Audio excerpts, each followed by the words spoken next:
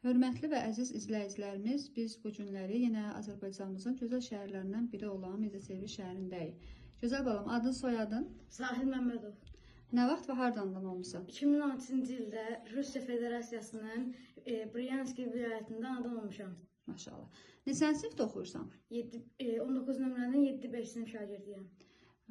Bəs hansı dərsləri daha çox sevirsən? Riyaziyyat, Azərbaycan dili, ingilis dili, fizika, kimya.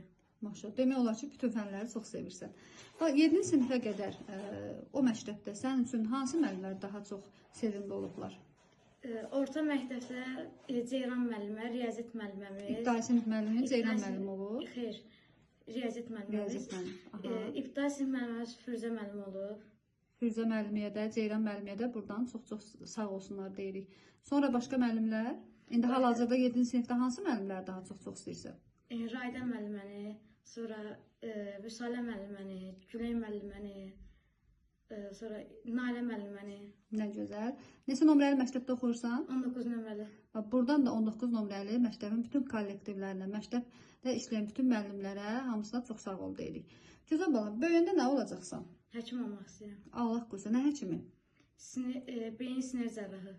Allah qoysa, inşallah sən həkimlik sənətinə yiyələnərsən və valideyni fəxri olarsan.